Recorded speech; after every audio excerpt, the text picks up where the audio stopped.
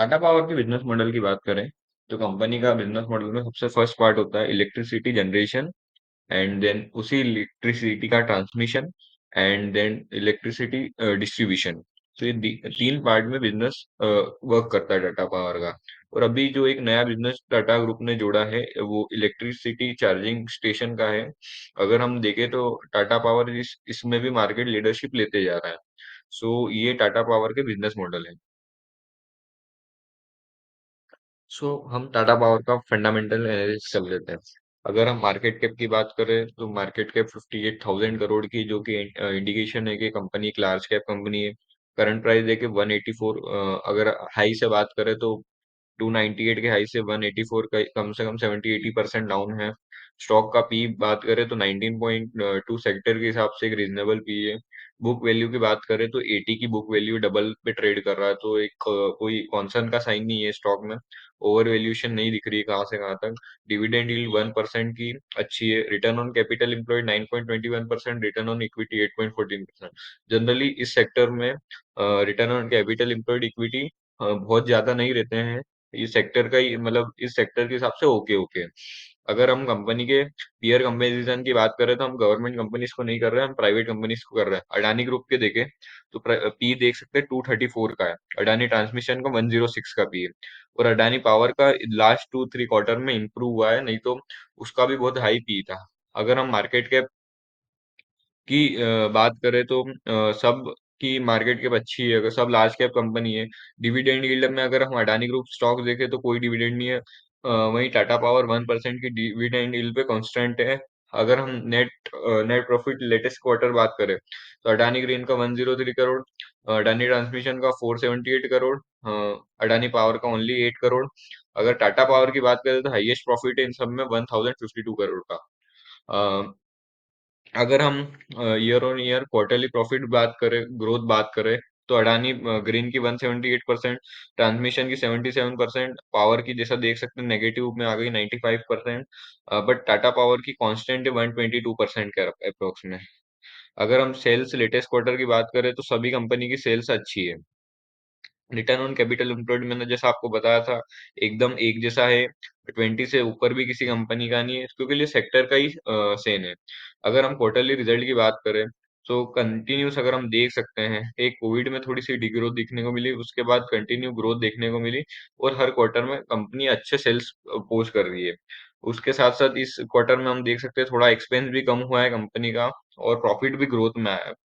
ठीक है। मार्जिन 16% के ठीक है। Net profit before tax 1864 crore. अगर हम बात करें तो अभी तक का एक लास्ट 12-13 क्वार्टर का एक हाईएस्ट प्रॉफिट आ गया है। और टैक्स काट के 1052 करोड़। ठीक है, बढ़िया है। अगर हम प्रॉफिट एंड लॉस की बात करें तो इस क्वार्टर में हम सेल्स देख सकते हैं एक 54,000 करोड़ की। इस ईयर में हम देख सकते हैं, फाइनेंशियल ईयर में ये सेल देख सकते हैं। और अप्रोक्स प्रॉफिट 3,500 करोड़ का पॉसिबल है।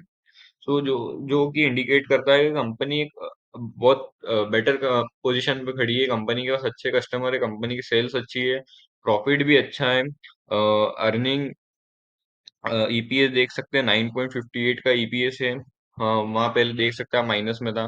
अगर कंपाउंडेड सेल्स ग्रोथ देखें तो लास्ट 3 ईयर से इस ईयर की बहुत अच्छी रही है।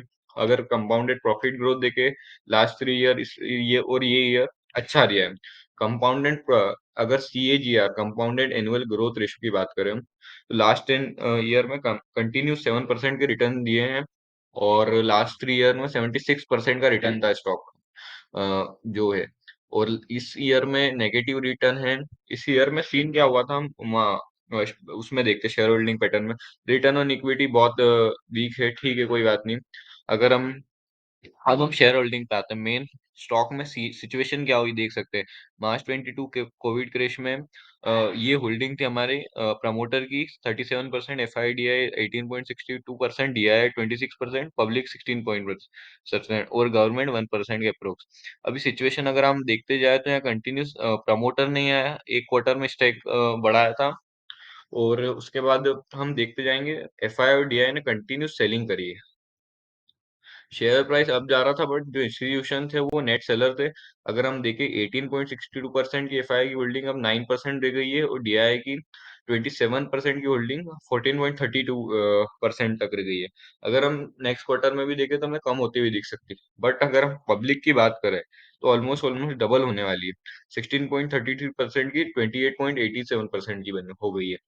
जो कि एक नेगेटिव साइन रहता है। पब्लिक की शेयर होल्डिंग हमेशा स्टॉक में कम रहती है, वो एक पॉजिटिव साइन रहता है। अभी हम देखें टॉप कब बना था। अगर हम देखें तो अप्रोक्स 7 अप्रैल को टॉप बना था स्टॉक का। उसका अगर हम सीन देखें तो अगर हम देखें यहाँ मार्च में एफ आई की 10.82% की होल्डिंग थी, एंड डी आई की 15.89% की होल्डिंग थी। अगर हम देखें और पब्लिक की 26% की थी, दोनों ने एक एक परसेंट सेल करा। और पब्लिक ने वो ऐड करा। बाय इंस्टीट्यूशन में बाइंग नहीं हो रही थी, इंस्टीट्यूशन की साइड से सेलिंग हो रही थी। और जो पब्लिक थी वो इस सेलिंग में ट्रैप हो चुकी थी। और उसके बाद हमने कंटिन्यू स्टॉक में डाउनफॉल देखा। अभी हम टेक्निकल व्यू से स्टॉक को देखते हैं। सो अब हम टाटा पावर का फंडामेंटल एनालिसिस कर लेते हैं। अगर टाटा पावर का हम चार्ट देखें तो ये जो वीकली टाइम फ्रेम पे हम टाटा पावर का चार्ट देख रहे हैं। अगर हम यहाँ देखें 24 दिसंबर 2007 में जो हाई मारा था 140-50 के जोन में, वो हाई मारा था। उसके बाद स्टॉक 10 ईयर तक एक कंसोलिडेशन फेज में चले गया था। स्टॉक ने 10 ईयर, कैन यू इमेजिन, 10 साल का कंसोलिडेशन। और उसी कंसोलिडेशन का जब स्टॉक ने ब्रेकआउट दिया, सो वन साइडेड रैली थी, और कहीं ना कहीं 2-3 महीनों में स्टॉक 2-4 महीनों में स्टॉक डबल हो गया। बट अभी क्या हो रहा है, अभी जब हाइप मच गई एकदम से कि टाटा पावर 500 जाएगा, 1000 जाएगा, 2000 जाएगा, ले लो, तो कहीं ना कहीं रिटेलर्स की जो होल्डिंग थी वो डबल हो गई, और एफ आई डी आई की होल्डिंग बहुत कम हो गई। अगर हम यहाँ भी वीकली टाइम फ्रेम पे देखें तो टाटा पावर का एक बहुत अच्छा सपोर्ट था ये, जो कि मोस्ट प्रोबेबली इस वीक में हम उसका ब्रेकडाउन दे चुके हैं। अगर हम यहाँ बात करें तो ये एक क्रुशियल जोन था, इसका भी ब्रेकडाउन दे दिया टाटा पावर। सो अभी नेक्स्ट क्या करना, अगर आप स्क्रीन पे देखोगे तो मैंने जो चार्ट पोस्ट करा था, मैंने उसमें बोला था कि टाटा पावर 250 के आसपास चल रहा था, सो मैंने बोला था कि इसकी प्रोबेबिलिटी 190 से 150 का बेस बाइंग जोन रहेगा, 250 के आसपास बोला था। तो उस टाइम लोगों को क्या लगा, नहीं यार इतना नहीं आएगा, ये रूटीन करेक्शन है, यहाँ से सीधा वापस रैली देगा 500 तक की। तो ऐसा कुछ नहीं हुआ। स्टॉक की जब ज्यादा हाइप मच जाती है तो स्टॉक के साथ यही सिचुएशन थी। अभी हम बात करें तो अगर हम टाटा पावर का 50, अभी हम लॉन्ग की बात करें प्योर, और देख लॉन्ग टर्म में टाटा पावर का एनालिसिस करें। अगर हम चार्ट पे देखें टाटा पावर को, सो टाटा पावर का 50% रिट्रेसमेंट आएगा 160 के लेवल पे। और अगर हम ये एबीसीडी हार्मोनिक पैटर्न कंप्लीट होते हुए देखें तो वो भी कहीं ना कहीं 150 के अप्रोक्स ही कंप्लीट होगा। सो जो 150 से 180 जोन है, 150 से 180 की, ध्यान सुनना, वो लॉन्ग टर्म इन्वेस्टर के लिए एक अच्छा एक्यूमुलेशन जोन है। अगर मैं बात करूँ टाटा पावर के फंडामेंटल बहुत स्ट्रांग है। अभी हमने चेक करा फंडामेंटल, बहुत अच्छे फंडामेंटल है टाटा पावर के, और सेक्टर भी अच्छा मूव कर रहा है। अगर आप पूछ रहे हैं कि क्या क्या नया हाई आएगा, क्या नया हाई ऑल टाइम हाई आएगा, तो बहुत हाई पॉसिबिलिटी है कि वापस स्टॉक बाउंस मारेगा, क्योंकि ये जो है स्टॉक भले हाफ हाफ हो जाते हैं, बट क्वालिटी स्टॉक जो रहते हैं वो वापस बाउंस देने का पोटेंशियल रखते हैं। अगर हम अभी मैं इसका पॉजिटिव बताता हूँ आपको क्या है।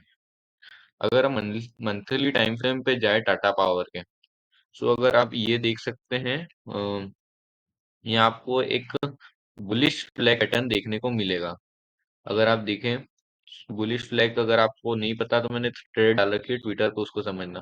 ये एक प्रॉपर बुलिश फ्लैग पैटर्न है, और इसका जो लॉन्ग टर्म टारगेट आएगा वो बहुत बड़ा टारगेट आएगा। बट इसको जो है अभी हमें ब्रेकआउट का वेट करना है स्टॉक का। अगर हम इंडिकेटर से जाए तो 200 डीएमए, 50 डीएमए सबके नीचे चल रहा है, जो भी मूविंग एवरेज है, और सभी नेगेटिव बता रहे हैं। सो अगर इन केस हम जो ये है 150 के जोन में आते हैं तो प्योर एक्यूमुलेशन जोन रहेगा। किसी भी क्रैश की वजह से या किसी भी पैनिक सेलिंग में ये रेंज में आते हैं, देन वी कैन सी यहाँ से एक्यूमुलेशन आएगा, and in future we will soon hit a new all time high. क्योंकि टाटा पावर के जो हमने लास्ट अभी फंडामेंटल देखे तो fundamental quarter on quarter, year on year सब में ग्रोथ है, सब में ग्रोथ है। सो अगर आपको मेरे से पूछ रहे हो कि कौन सी रेंज में एक्यूमुलेशन करना ओल्ड है और आपने 5-10 साल के नजरिए से लिया है स्टॉक, तो आप होल्ड कर सकते हैं। और अगर नया ऐड करना है तो 150 से 180 की जोन में आपको ऐड कर सकते हैं। स्टॉक में प्रमोटर में कोई ग्रुप नहीं है, टाटा ब्रांड का स्टॉक है। सो स्टॉक में अपना मतलब एक इन्वेस्टर इन्वेस्टर का जो है फेथ है टाटा ग्रुप में। टाटा ग्रुप ने हर हर बार इन्वेस्टर का अच्छा पैसा बनाया, डिविडेंड भी देता है टाटा पावर स्टॉक। सो आप इसको अपने पोर्टफोलियो में रख सकते हैं और डिप में 150 से 180 की रेंज में एक्यूमुलेट भी कर सकते हैं। लॉन्ग टर्म में हमें पॉसिबिलिटीज बहुत हाई है कि हमें वापस ऑल टाइम हाई देखने को मिले। सो मैं ये बोलना चाहता हूँ, अगर वीडियो अच्छी लगे तो लाइक और शेयर जरूर करना। और मैं डिस्क्लेमर दे देता हूँ, मैं सेबी रजिस्टर्ड रिसर्च एनालिस्ट नहीं हूँ। थैंक